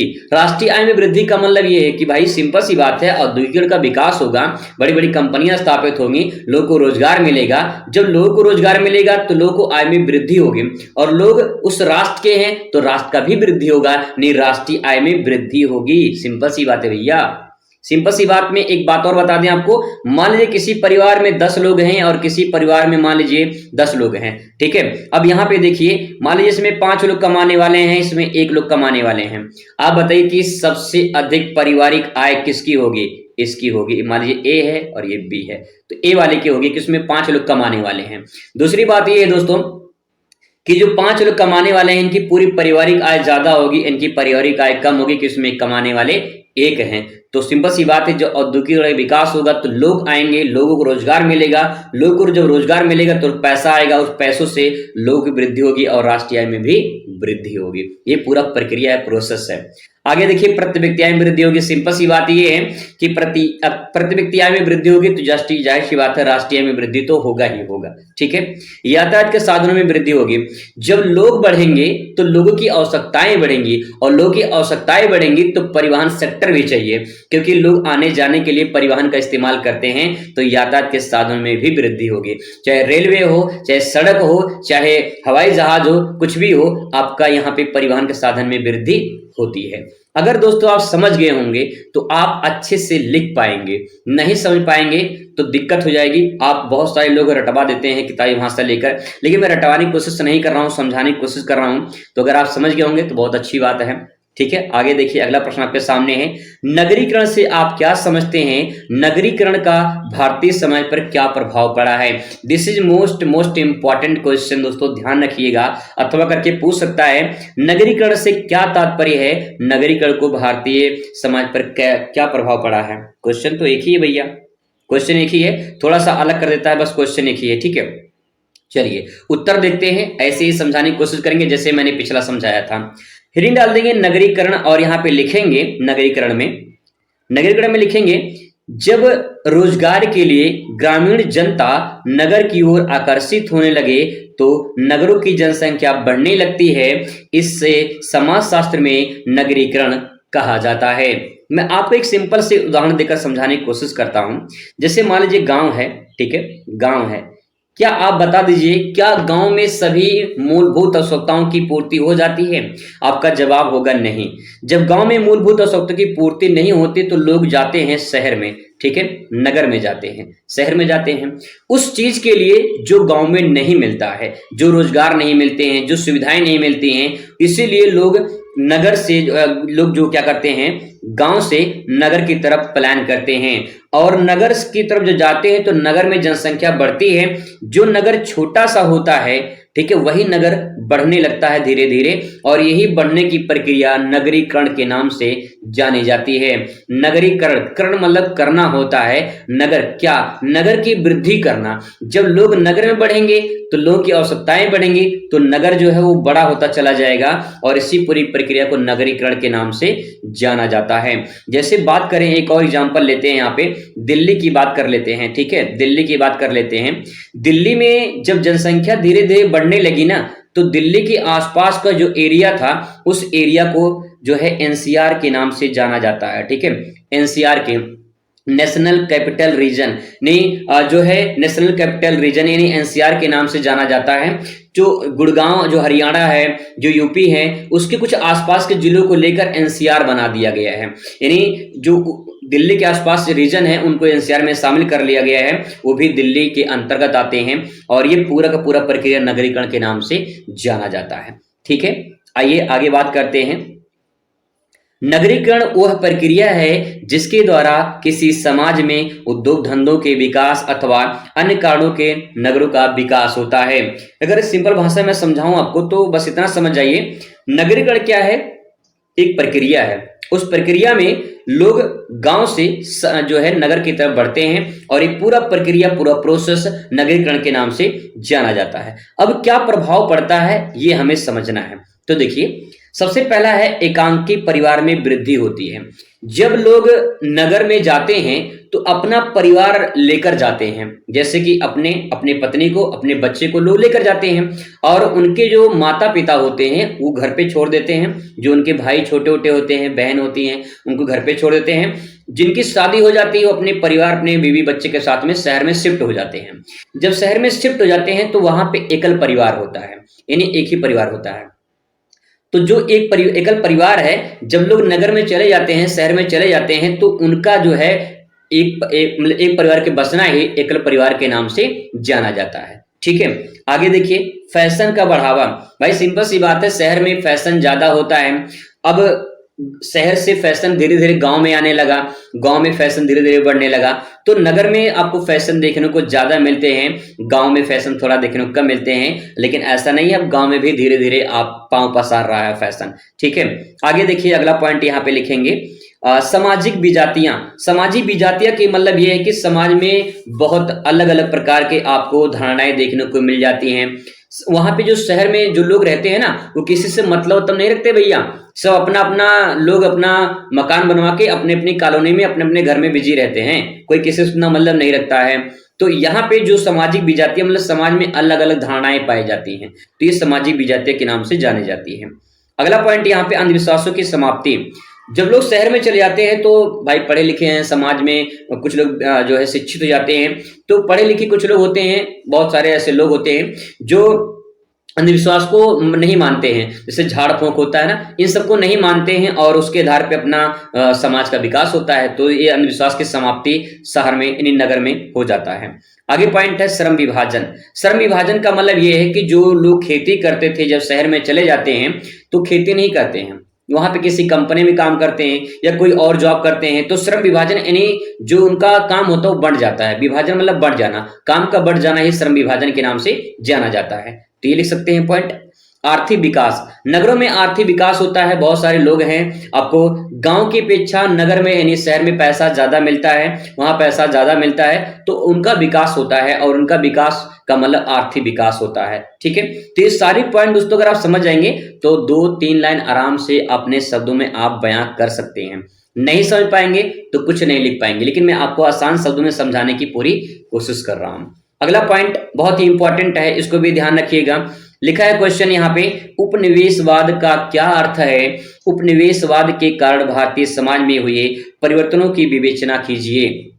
अथवा करके क्वेश्चन पूछ सकता है यही कि उपनिवेशवाद क्या है, भारतीय समाज में उपनिवेशवाद के हुए संरचनात्मक परिवर्तन की विवेचना कीजिए। आइए इसको समझने की कोशिश करते हैं और यहाँ पे पहले आंसर लिखेंगे, उपनिवेशवाद क्या है। देखिए, उपनिवेशवाद जो अर्थ है इसका मतलब ये है कि जब एक देश दूसरे देश पर शासन करना शुरू करे तो इस प्रक्रिया को उपनिवेशवाद के नाम से जाना जाता है। जैसे चाइना का कब्जा है तिब्बत पर, तो ये प्रक्रिया उपनिवेशवाद कहलाती है। मैं आपको एक एग्जांपल से माध्यम समझाऊं। जैसे मान लीजिए कोई एक आदमी है, ठीक है, कोई आदमी है, मोटा आदमी मान लेते हैं, ठीक है। अब ये मोटा आदमी क्या करेगा, दुबले पतले जो आदमी होंगे ना, इनको परेशान कर रहा है। मान लो जब ये आदमी, मोटा आदमी, इस पतले आदमी पर जो भी अपना हक जमाए या फिर मारे पीटे या फिर जो उसका संसाधन को छीन ले, तो ये प्रक्रिया जो होगी ना, ये उपनिवेशवाद के नाम से जानी जाती है। मतलब ये है कि जब एक शक्तिशाली देश किसी छोटे देश पर कब्जा कर ले तो इस पूरे प्रक्रिया को हम कहते हैं उपनिवेशवाद। जैसे चाइना कब्जा तिब्बत पर है, इस प्रकार से। ठीक है, आगे देखिए, आगे इसमें दोस्तों लिखेंगे 16वीं शताब्दी में एशिया, अफ्रीका और अमेरिकी महाद्वीप में साम्राज्यवादी नियंत्रण स्थापित करना तथा उपनिवेश बनाने का पहला चरण प्रारंभ होता है। 16वीं शताब्दी से ही जो है एशिया, अफ्रीका और अमेरिकी उपमहाद्वीप में जो है साम्राज्यवादी का मतलब ये है कि एक शक्तिशाली देश या एक शक्तिशाली गुट संगठन किसी दूसरे देश के अपने में मिला ले तो उसे साम्राज्यवादी के नाम से जाना जाता है। भारत भी कभी उपनिवेशवाद था, ध्यान रखिए, क्योंकि यहाँ पे गुलाम, यहाँ भारत किसका गुलाम था? ब्रिटेन का, यानी अंग्रेजों का, इंग्लैंड वालों का। तो कहने का मतलब ये है कि साम्राज्यवादी जो नियंत्रण है वो साम्राज्यवादी नियंत्रण मतलब किसी दूसरे सत्ता के हाथ में चली जाती है, जैसे यहाँ भारत में हुआ था, जिसमें इंग्लैंड, फ्रांस, पुर्तगाल, स्पेन, अन्य देशों ने बड़े बड़े औपनिवेशिक साम्राज्य स्थापित किए थे। जैसे यहाँ पे दिया है, इंग्लैंड वाले भारत में आए थे और सारे देशों में फैले हुए थे वो सब। तो इस प्रकार से प्रक्रिया साम्राज्यवाद या फिर औपनिवेशिकवाद या उपनिवेशवाद के नाम से जाना जाती है। सब लगभग एक ही शब्द मिलते जुलते हैं, ठीक है। एक एग्जाम्पल देखिए, यहाँ पे एग्जाम्पल देखिए, एक शक्तिशाली कोई देश है, मान लीजिए ए है, ठीक है, और जब एक कमजोर देश को या अर्धविकसित देश को कब्जा कर ले, उसके संसाधनों को छीन ले, तो ये पूरी प्रक्रिया उपनिवेश कहलाती है, यानी उपनिवेशवाद के नाम से जानी जाती है, ठीक है। आगे देखिए, अब पॉइंट यहाँ पे है कि उपनिवेशवाद में संरचनात्मक परिवर्तन क्या हुए, मतलब कि जब देश किसी गुलाम था तो गुलाम में क्या परिवर्तन होते हैं। जैसे मान लीजिए भारत का एग्जांपल लेते हैं, भारत में अंग्रेज थे, तो अंग्रेज जब थे भारत में, जब भारत उपनिवेशवाद था, उपनिवेशिक सरकार थी यहाँ पे, तो क्या उस टाइम पे परिवर्तन हुए थे, उनको समझना है। तो देखिए, अनेक कुरीतियों की समाप्ति, जब यहाँ पे अंग्रेज थे तो बहुत सारे, जैसे आपने जो है सती प्रथा का नाम सुना होगा। सती प्रथा में पति को जब पत्नी मतलब पति जब डेथ हो जाती थी तो पत्नी को चिता पर जिंदा जला देते थे, सती प्रथा कहलाता है। तो सती प्रथा में पत्नी को जिंदा जलाने की ये कुरीतियां अंग्रेजों के द्वारा समाप्त की गई थी, ठीक है। तो यहाँ पे जो है ये कुरीतियां समाप्त की गई, सबसे अच्छी बात थी, ठीक है। आगे देखिए, जाति व्यवस्था में परिवर्तन, जो ऊंच नीच की भावना होती है, जो जाति व्यवस्था होती है, उसमें भी कहीं न कहीं जो है परिवर्तन देखने को मिलता है, ठीक है। सामाजिक गतिशीलता में अगर बात करें, शिक्षा, रेलवे, ये सब जो है, जो आईएएस के एग्जाम वगैरह, मतलब आईएएस जो सबसे बड़ी पोस्ट भारत में मानी जाती है, इन सबका शुरुआत जो है अंग्रेजों के टाइम से हो रहा है, यानी अंग्रेजों ने शुरुआत की थी। तो ये धीरे धीरे प्रसार हो रहा है, सामाजिक गतिशीलता हो रही है, ठीक है। आगे देखिए, विवाह की संस्था में परिवर्तन, विवाह की संस्था में परिवर्तन, भारत में जो पहले विवाह होते थे ना, वो बड़े अजीब ढंग से होते थे, लेकिन आज के दिन में बफर सिस्टम में और अजीब ढंग से होता है भैया, है ना। तो कहने का मतलब है कि विवाह संस्था में परिवर्तन भी किए गए, ठीक है। आगे देखिए, अगला हेडिंग है आर्थिक विकास में परिवर्तन। बहुत सारे, जब देखिए अंग्रेज यहाँ से लूट कर गए हैं, बहुत सारे खजाना लूट कर गए हैं, बहुत सारे संसाधन लूट कर गए हैं, लेकिन कुछ ना कुछ दिए भी हैं। जैसे कि अगर बात करें एजुकेशन की, बात करें रेलवे की, बात करें, बहुत सारी चीजें जो है उनके ऐतिहासिक धरोहर भी हैं, ठीक है। तो कहने का मतलब ये है कि कुछ आर्थिक विकास में भी उनका योगदान है। आगे देखिए, क्वेश्चन बहुत ही मोस्ट इंपॉर्टेंट आपके सामने आ चुका है, और क्वेश्चन है, गंदी बस्तियों के 4 प्रभावों की विवेचना कीजिए। गंदी बस्तियां, आप नाम से मतलब निकाल सकते हैं कि कोई रट्टा मारने हैं कि गंदी बस्तियां कैसे होती हैं और कैसे जो है प्रभावित करती हैं, ये समझना है। तो देखिए, गंदी बस्तियों के प्रभाव क्या है? दूषित वातावरण होता है। कहीं भी आपके आसपास गंदगी फैली रहेगी तो क्या वातावरण स्वच्छ रहेगा कि दूषित हो जाएगा? आपका जवाब होगा दूषित हो जाएगा भैया, सिंपल सी बात है, सोच लीजिए, समझ लीजिए अच्छे से। इसीलिए साफ सफाई बनाए रखिए। दूषित जल, भाई सिंपल सी बात है, गंदगी, पूरे कचरे नाली में जा रहे हैं, फिर नाली नदी में जा रहा है तो नदी दूषित हो रहा है। भाई सिंपल सी बात ये है कि पूरी प्रक्रिया जो है कहीं न कहीं एक दूसरी कड़ी से दूसरी कड़ी जुड़ी हुई है। दूषित वातावरण, दूषित जल होगा, और मानसिक तनाव, भाई सिंपल सी बात है, आपके आसपास पूरा कचरा भरा हुआ है, वहां पे प्रदूषण हो रहा है, वहां पे जल प्रदूषण, ध्वनि प्रदूषण हो रहा है, तो क्या मानसिक तनाव नहीं होगा? मानसिक तनाव हो जाएगा, इंसान डिप्रेशन में चला जाएगा, समस्या हो जाएगी भैया, सिंपल सी बात है, देख लीजिए, ठीक है। अनेक बीमारियां हो जाएंगी, आपके चारों तरफ गंदगी फैली रहे, आपको दमा की बीमारी, सांस की बीमारी, बहुत सारी त्वचा की बीमारी, बहुत सारी बीमारी आपको हो जाएगी अगर ऐसी गंदगी आपको देखने को आसपास मिलेगी। तो दोस्तों, अगर आप समझ के याद करेंगे, समझ के पढ़ेंगे तो आपको दिक्कत नहीं होगी। ये कुछ इंपॉर्टेंट क्वेश्चन आपके सामने आ चुका है, थोड़ा से जूम कर लेते हैं ताकि जो है आपको स्पष्ट दिखाई दे। और यहाँ से हम लोग शुरुआत करने वाले हैं। सबसे पहले बात करते हैं यहाँ पे बेसिक सवाल, और यहाँ से एग्जाम में सवाल पूछे गए हैं, यानी ये प्रश्न आपके एग्जाम में पूछे गए हैं। सबसे पहला प्रश्न है, समाज को परिभाषित कीजिए। समाजशास्त्र का पहला सवाल, समाज को परिभाषित कीजिए। तो आइए समाज को परिभाषित करते हैं। आसान शब्दों में मैं आपको समझाने की कोशिश करूंगा।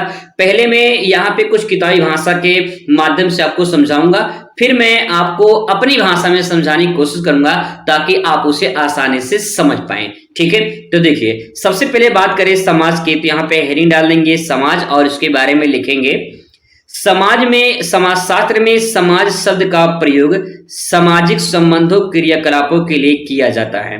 यानी जो समाज शब्द है ये सामाजिक संबंधों में उनके जो क्रियाकलाप होते हैं, समाज में जो लोग रहते हैं उनमें जो क्रियाकलाप होते हैं, जो भी काम होते हैं, उसे ही को समाज के नाम से जाना जाता है। ठीक है, थोड़ा और डिफाइन करते हैं तो समझने की कोशिश करना।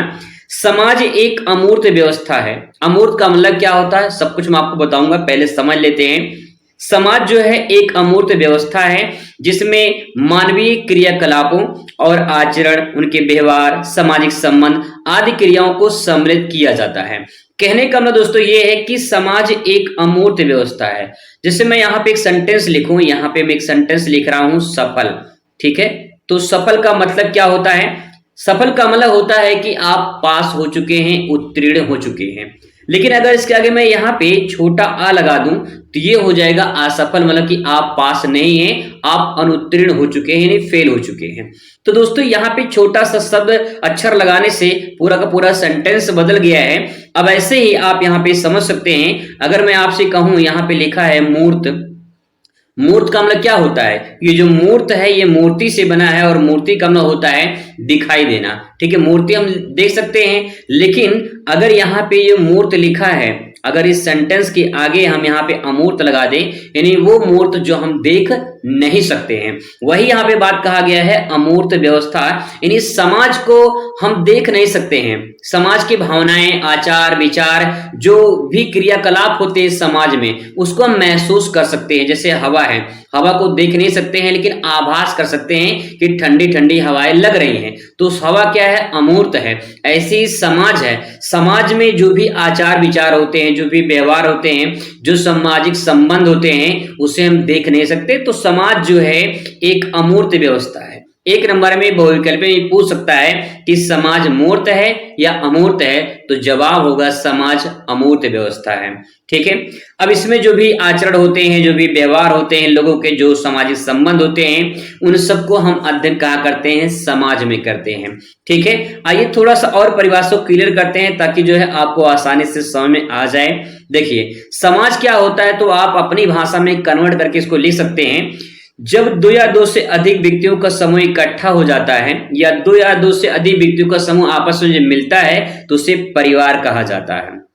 आपके परिवार में आप हो सकते हैं, आपके भाई बहन और आपके माता पिता, ये क्या है? एक परिवार है। तो दो या दो से अधिक जो सदस्य होते हैं, उनका जो समूह होता है उसे परिवार कहते हैं। और जब कई सारे परिवार आपस में मिल जाते हैं, कई सारे परिवार आपस में मिल जाते हैं, तो उस सारे परिवार के समूह को समाज कहा जाता है। आपका जो गांव है, आप जिस क्षेत्र में रहते हैं, जहां पे रहते हो, वहां पे पूरा कई सारे परिवारों का समूह रहता होगा और वो पूरा का पूरा समूह जो है समाज कहलाता है। बहुत सारे लोग कहना होता है कि समाज में हमारा अच्छा जो है उठना बैठना है, समाज में हमारा जो है नाम है। तो कहने का मतलब ये कि नाम कहाँ है? समाज में है, उन परिवारों के बीच में है जो परिवारों का समूह है, और उसी समूह को समाज कहा जाता है। आई होप दोस्तों आपको समझ में आ चुका होगा। चलिए बात करते हैं अगले क्वेश्चन पर। अगला क्वेश्चन आपके सामने है, वर्ग से आप क्या समझते हैं? अगर आपसे वर्ग पूछता है कि वर्ग क्या है, तो आइए इसको भी आसान शब्दों में समझने की कोशिश करते हैं कि वर्ग क्या होता है। देखिए सबसे पहले हेडिंग डाल देंगे वर्ग और उसके बारे में लिखेंगे सामाजिक स्तरीकरण का एक स्वरूप है। अब सामाजिक स्तरीकरण क्या होता है, स्वरूप क्या होता है, उसको समझना है। तो देखिए सामाजिक स्तरण का मतलब क्या होता है? समाज में स्तर होते हैं। समाज में स्तर का मतलब ये है कि समाज में उच्च वर्ग के लोग होते हैं, निम्न वर्ग के लोग होते हैं। जैसे एक उच्च जाति होती है, एक निम्न जाति होती है, तो इस प्रकार से समाज बटा रहता है जाति के आधार पे। ऐसे ही सामाजिक स्तरीकरण का मतलब ये है कि समाज में जो उच्च वर्ग में है वो आ जाएंगे, जो निम्न वर्ग में है वो आ जाएंगे। तो जो वर्ग है वो क्या है? वो सामाजिक स्तरीकरण है। मतलब एक स्तर के बाद दूसरा स्तर, फिर तीसरा स्तर, उसी को सामाजिक स्तरीकरण कहा जाता है। तो यहाँ पे जो वर्ग होता है ये सामाजिक स्तरीकरण का ही स्वरूप है, मतलब उसी का एक रूप है। ठीक है, वर्ग एक खुली व्यवस्था है। वर्ग क्या है? एक खुली व्यवस्था है। खुली व्यवस्था का मतलब क्या? खुली व्यवस्था का मतलब ये होता है कि जैसे एक सरकारी स्कूल होता है, सरकारी हॉस्पिटल होता है, तो आप उसमें आराम से जा सकते हैं। लेकिन प्राइवेट हॉस्पिटल जो होता है, प्राइवेट जो स्कूल होते हैं, उसमें एक लिमिट होता है लोगों को जाने के लिए। जाने का मतलब ये है कि आप भी जा सकते हैं, लेकिन उसमें जो है पैसा ज्यादा लगेगा, लेकिन गवर्नमेंट में पैसा कम लगता है। तो यहाँ पे जो है खुली व्यवस्था का मतलब ये है कि समाज में जो वर्ग होता है, उस वर्ग को खुली व्यवस्था कहा गया, क्योंकि खुलापन होता है। वर्ग कोई भी अर्जित कर सकता है। कैसे कर सकता है, उसी बात को समझना है। जिसकी सदस्यता व्यक्ति को उसकी योग्यता और गुण के आधार पे मिलती है। जैसे मान लीजिए एक प्रिंसिपल है स्कूल में, उस प्रिंसिपल के पद पर जब वो बैठा है तो प्रधानाचार्य कहलाएगा, यानी प्रिंसिपल कहलाएगा। लेकिन उससे पहले कभी वो शिक्षक रहा होगा, है ना। तो कहने का मतलब है कि जो उसके ऊपर स्तर है, यानी प्रिंसिपल का, अध्यापक के ऊपर जो स्तर है प्रिंसिपल का, जो पद पाया है उसे उसकी योग्यता के अनुसार ही मिला है। इसका मतलब ये है कि जो वर्ग होता है इसलिए खुलापन होता है, क्योंकि कोई भी उसे पा सकता है, कोई भी उसे अर्जित कर सकता है। तो वही बात यहाँ पे कहा गया है दोस्तों, कि जो वर्ग होता है उसे अर्जित किया जा सकता है और इसे परिवर्तित भी किया जा सकता है। मतलब कि जो प्रिंसिपल हैं, जो उस पद पर बैठे हैं, उन्हें बदला भी जा सकता है ना। तो कहने का मतलब ये है कि वर्ग जो होता है वो खुलापन होता है, उसे अर्जित किया जा सकता है, उसे परिवर्तित किया जा सकता है। तो ये सब पूरी प्रक्रिया वर्ग कहलाती हैं। जैसे कि एक अमीर वर्ग होता है, एक गरीब वर्ग होता है, ये भी तो वर्ग है ना। आप कह सकते हैं कि भाई आप गरीब में आते हैं कि अमीर में आते हैं, तो अमीरों का वर्ग अलग होता है, गरीबों का वर्ग अलग होता है। तो ये सब वर्ग योग्यता के आधार पे, क्वालिटी के आधार पे आ सकता है। कोई भी गरीब व्यक्ति कभी भी अमीर बन सकता है और अमीर व्यक्ति कभी भी गरीब बन सकता है। तो वर्ग का मतलब ये होता है, इसमें परिवर्तन होते रहते हैं। ठीक है। जैसे क्लास में बच्चे होते हैं, कोई फर्स्ट पर आता है, कोई सेकंड पर आता है, कोई थर्ड पर आता है। तो किस वर्ग में आए हैं, कि मतलब कि फर्स्ट वर्ग पे आए हैं, कि सेकेंड पे आए, कि थर्ड पे आए, इस प्रकार से आप परिभाषित कर सकते हैं, एग्जाम्पल भी दे सकते हैं। और आई होप कि आपको ये भी समझ में आ चुका होगा। ठीक है। चलिए बात करते हैं अगले क्वेश्चन पर। राष्ट्रवाद को परिभाषित कीजिए। राष्ट्रवाद से क्या है? अगर इस टाइप का सवाल आपके पेपर में आएगा तो इसे लिखेंगे, राष्ट्रवाद हेडिंग डाल देंगे। राष्ट्रवाद को समझने से पहले सबसे पहले आप राष्ट्र क्या है ये जान लीजिए। देखिए, राष्ट्र से आशय जनसंख्या के उस समूह से है जो अपने आप को समुदाय के रूप में प्रस्तुत करता है, जिसमें भाषा, धर्म, स्थिति, जाति आदि का समावेश होता है। जैसे मान लो राष्ट्र, आप देश समझ लो, जैसे भारत देश है। भारत देश में कई धर्म के लोग रहते हैं, कई भाषाएं बोली जाती हैं, और भारत की स्थिति आप देख सकते हैं किस प्रकार से भारत की स्थिति है। स्थिति का मतलब यह है कि भौगोलिक, राजनीतिक आप देख सकते हैं, और विभिन्न प्रकार की जाति भी भारत में पाई जाती है। तो जिस राष्ट्र में, जिस देश में जनसंख्या का ऐसा समूह रहता है जहां पे एक भाषा, धर्म, स्थिति, जाति आदि का समावेश होता है, समावेश का मतलब मिलजुल कर रहते हो, तो ये सब कुछ जो है राष्ट्र कहलाता है। अब आगे राष्ट्रवाद क्या होता है? तो जिस राष्ट्र में आप रहते हैं उस राष्ट्र के प्रति अपने आप को समर्पित भी करना है। एग्जाम्पल समझिए, जैसे मान लीजिए आपका परिवार है, ठीक है, आपका परिवार है, आप अपने परिवार में रहते हैं। अगर आपके परिवार के ऊपर कोई कष्ट आता है, कोई दुखद घटना घटती है, तो क्या आप कुछ करेंगे या चुप मार के सिर्फ देखेंगे तमाशा? आपका जवाब होगा कि भाई कुछ करेंगे जरूर, है ना। जब अपने परिवार के लिए आप अपने आप को न्यौछावर कर दे रहे हैं, अपने आप को समर्पित कर रहे हैं अपने परिवार के लिए, ऐसे ही जिस देश में आप रहते हैं, जिस राष्ट्र में रहते हैं, उस देश के प्रति अपने आप को समर्पित कर देना। अपने आप को, अगर देश के ऊपर कोई आंच आती है तो अपने आप को बलिदान दे देना, ये राष्ट्रवाद कहलाता है। ठीक है। तो वही बात यहाँ पे लिखा गया है। राष्ट्रवाद क्या है? एक विचारधारा है, एक थॉट है लोगों के अपने आप में। जैसे कोई चाइना का होगा तो अपने चाइना के प्रति उसका राष्ट्रवाद होगा, कोई भारत का है तो भारत का, अमेरिका, जापान, इस प्रकार से। कहने का मतलब ये है कि राष्ट्रवाद क्या है? एक विचारधारा है। लोग अपने देश के प्रति अपने आप को न्यौछावर करते हैं, अपने आप को जो है उसमें समर्पित करते हैं, तो वो राष्ट्रवाद कहलाता है। जिसके प्रति प्रेम भावना, बलिदान की भावना विकसित होती है, वो राष्ट्रवाद कहलाता है। राष्ट्रहित के लिए सबसे बड़ा त्याग और खुद को न्यौछावर करने को तैयार रहना, ये सब पूरी प्रक्रिया राष्ट्रवाद कहलाता है। तो कहने का मतलब दोस्तों है कि राष्ट्रवाद का मतलब ये होता है कि जिस देश में हम लोग रहते हैं, जिस राष्ट्र में रहते हैं, उस राष्ट्र को सम्मान करें, दूसरी बात ये है कि अगर देश पर कोई आंच आता है तो उसके लिए हम अपने आप को समर्पित करने के लिए तैयार रहें, अपने आप को बलिदान करने के लिए तैयार रहें। यही राष्ट्रवाद होता है, यही राष्ट्र के हित में काम होता है। ठीक है, आई होप आपको ये भी क्लियर हो चुका होगा। चलिए बात करते हैं अगले क्वेश्चन की। और अगला क्वेश्चन आपके सामने यहाँ पे आ चुका है, थोड़ा सा इसको भी जूम कर लिया जाए ताकि जो है आप इसे आसानी से समझ सके। क्वेश्चन आपके सामने है, इंपॉर्टेंट दोस्तों, ध्यान रखेंगे, समझने की कोशिश करेंगे, आपको समझ में आ जाएगा। क्वेश्चन यहाँ पे दिया कि जनसांख्यिकी क्या है। तो अगर आपसे सवाल पूछ ले कि जनसांख्यिकी क्या है, 2024 में सवाल पूछा गया है ये, तो देखिए जनसांख्यिकी हेडिंग डालेंगे और जनसांख्यिकी को डेमोग्राफी के नाम से जाना जाता है। जो डेमोग्राफी है ये एक यूनानी भाषा का शब्द है और ये दो शब्दों से मिलकर बना है, एक डेमोस और दूसरा है ग्राफीन। ठीक है, डेमोस का होता है लोग और ग्राफीन का होता है वर्णन करना। हम कह सकते हैं लोगों का वर्णन करना क्या कहलाता है, जनसांख्यिकी कहलाता है। और आप इसके जो यहाँ पे सेंटेंस लिखा गया है, इस सेंटेंस के अनुसार इसका आंसर निकालेंगे तो देखिए जन का मतलब क्या होता है, लोग होता है। सांख्यिकी क्या मतलब होता है, आंकड़ा होता है, यानी लोगों का क्या होता है, आंकड़ा। उनके बारे में समझना, उनके बारे में अध्ययन करना, वर्णन करना, ये जनसांख्यिकी कहलाता है। ठीक है, आइए थोड़ा सा परिभाषा क्लियर करते हैं यहाँ पे और समझने की कोशिश करते हैं। लिखेंगे जनसांख्यिकी जनसंख्या को सुनिश्चित अध्ययन है। इसमें किसी देश की जनसंख्या, क्षेत्र, लिंगानुपात, जनसंख्या घनत्व, समुदाय आदि का अध्ययन किया जाता है। तो ये पूरा जनसांख्यिकी में हम लोग क्या अध्ययन करते हैं, जनसंख्या के बारे में, वहां के जनसंख्या कितनी है, वहां के क्षेत्र के आधार पर देखा जनसंख्या कितनी है, लिंगानुपात के बारे में, जनसंख्या घनत्व कितना है, समुदाय हिंदू, मुस्लिम, सिख, ईसाई, बौद्ध, जैन, कहां कहां पे कितने समुदाय के लोग रहते हैं, इन सब का अध्ययन हम जनसांख्यिकी के अंदर अंतर्गत करते हैं। ठीक है, आई होप आपको ये भी क्लियर हो चुका होगा। चलिए क्वेश्चन नंबर नेक्स्ट देखते हैं, जनसंख्या वृद्धि से क्या तात्पर्य है। 2020 में, 2022 में, 2024 में लगातार सवाल पूछा जा रहा है ये कि जनसंख्या वृद्धि से क्या तात्पर्य है। आसान शब्दों में आपको ये भी समझाने की कोशिश करूंगा।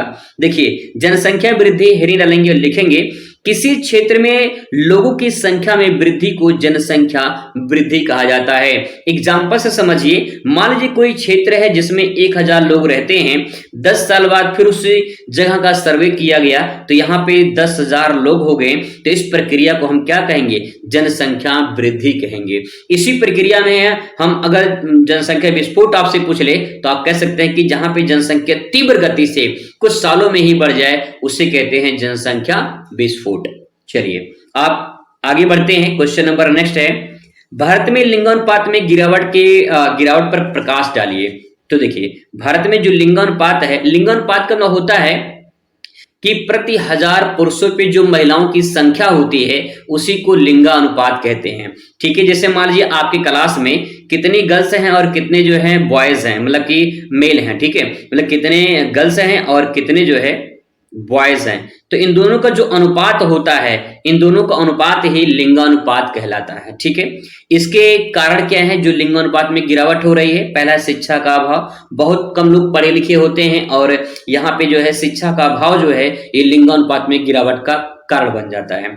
दहेज प्रथा, बहुत लोग दहेज के कारण जो है अपनी बेटियों को जो है बहुत लोग ऐसे बचपन में ही जो है मार देते हैं, या फिर जो है दहेज के कारण बहुत सारी समस्याएं होती है, तो लिंगानुपात के कारण ये भी माना जाता है। और बालिका शिशु की हत्या, बहुत सारे लोग ऐसे होते हैं जैसे सोचते हैं कि बेटा पैदा हो, अगर बेटी पैदा हो गई तो उसकी जो है हत्या कर देते हैं या फिर जो है उसको कहीं फेंक देते हैं। बहुत सारे आपने न्यूज वगैरह में देखा होगा खबरें, तो ये सब जो है लिंगानुपात में गिरावट के कारण है। क्वेश्चन बहुत इंपॉर्टेंट है, जाति को परिभाषित कीजिए। क्वेश्चन इतनी बार ये रिपीट करके बार बार जो हर साल किसी न किसी सेट में जरूर पूछ लेता है, जाति क्या है।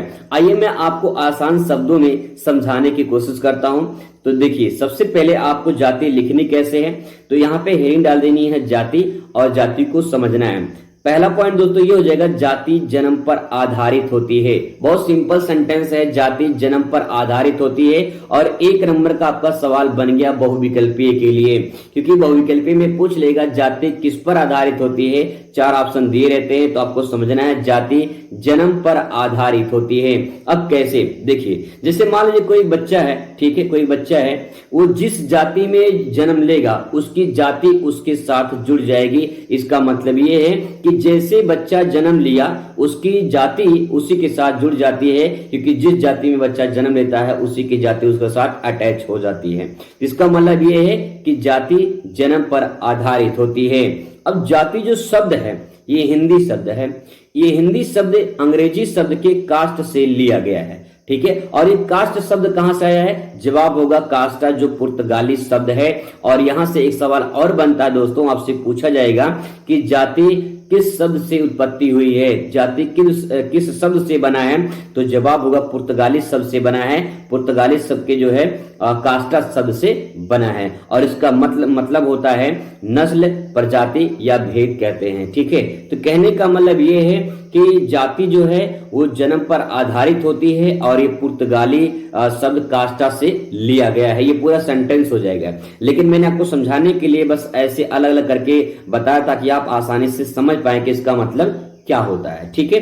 जाति हिंदी शब्द है, ये अंग्रेजी शब्द के कास्ट से बना है, और जो कास्ट शब्द है ये पुर्तगाली शब्द से बना है। 1 नंबर यहां से भी आपको मिल जाएगा।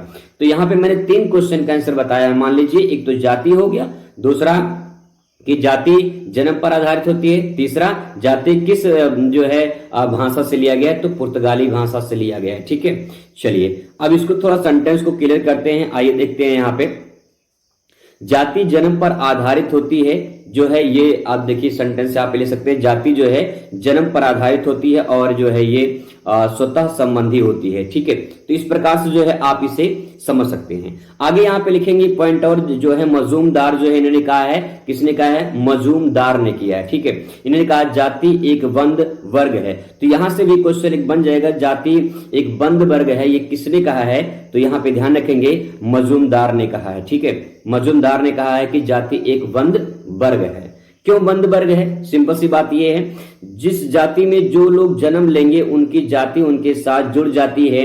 इसका मतलब ये है कि भाई जन्म से लेकर मृत्यु तक उसी जाति में जीना है, मरना है, सब कुछ जाति में ही करना होता है। तो इसीलिए जाति क्या है, एक बंद वर्ग है, इसीलिए कहा है, मजूमदार ने कहा है, ठीक है। चलिए अब बात करते हैं अगले पॉइंट पर, और अगला पॉइंट इंपॉर्टेंट है, ध्यान रखेंगे। जाति की विशेषताएं क्या हैं, देखिए परिभाषा अगर आपको समझ में आ जाएगा तो विशेषताएं आप आसानी से प्रेजेंट कर सकते हैं। कैसे, जन्म पर आधारित होती है जाति, पहला पॉइंट हो जाएगा। तो यहाँ पे देखिए जन्म पर आधारित सदस्यताएं, नहीं कह सकते हैं कि जाति जो होती है वो जन्म पर आधारित होती है, ये पहला पॉइंट हो जाएगा। पहले इसकी विशेषता हो जाएगी, जो बच्चा जिस जाति में जन्म लिया उसकी जाति उसी के साथ जन्म से ही जुड़ जाती है और मृत्यु तक चलती है, इसीलिए जाति एक बंद वर्ग है। दूसरा पॉइंट दोस्तों देखते हैं, पेशे की निश्चितता, मतलब ये है कि जैसे कि एक कुम्हार है, कुम्हार का बच्चा जो है कुम्हार वाला काम करता है, यानी पेशा का मतलब जो व्यापार होता है, जो उनके काम होते हैं, जो रोजगार उनके होते हैं, तो उनका जो काम होता है उनके बच्चे भी करते हैं, फिर उनके बच्चे करते हैं, ये पेशा पीढ़ी दर पीढ़ी चलता है। तो लोग कहते हैं कि भाई जाति का असर पड़ता है ना। तो कहने का मतलब दोस्तों ये है कि जाति जो है वो पेशे पर भी आधारित होता है, पेशे की जो निश्चितता है वो उससे संबंधित होता है, ठीक है। आगे है ऊंच नीच की भावना, ये भी जाति की विशेषता है। एक होता है उच्च जाति, एक होता है निम्न जाति। तो उच्च जाति और निम्न जाति, इसका मतलब ये है कि ऊंच नीच की भावना जाति निर्धारित करती है, इसकी विशेषता हो जाएगी, ठीक है। आगे देखिए अंतर विवाहित समूह, जैसे मान लीजिए कोई एक जाति ए है, कोई एक जाति बी है, मैं किसी जाति का नाम नहीं लूंगा क्योंकि मेरे लिए सभी जाति धर्म बराबर है, लेकिन मैं यहाँ पे एक एग्जांपल से समझाने की कोशिश कर रहा हूं आपको। मान लीजिए कोई एक जाति ए है, कोई बी जाति है, ठीक है। तो जब लोग जब शादी के लिए तलाश करेंगे तो ये क्या करेंगे, ए वाला सोचेगा हमारे ए वर्ग में ही शादी हो और बी वाला सोचेगा हमारे बी जाति में ही शादी हो। इसका मतलब ये है कि जाति जो होता है वो अंतर विवाही होता है, और अंतर विवाही का मतलब अपने जाति में ही विवाह करना अंतर विवाही कहलाता है। तो ये इसकी विशेषता हो जाएगी, लोग अपने जाति में ही विवाह करना चाहते हैं। आगे है अनिवार्य सदस्यता। अनिवार्य सदस्यता का मतलब ये है कि यहाँ पे जाति में जन्म ले लिए तो आपको अनिवार्य सदस्यता हो गया, ठीक है।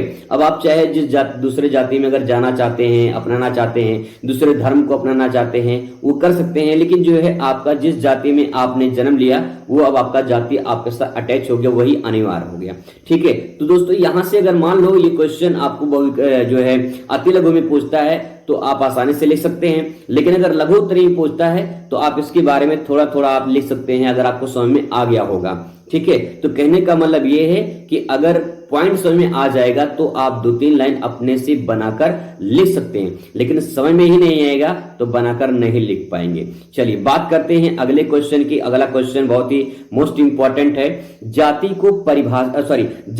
को परिभाषित कीजिए। अभी तो हम लोग जाति को परिभाषित कर रहे हैं, अब आ गया जनजाति, ठीक है। आइए इनको भी समझने की कोशिश करते हैं।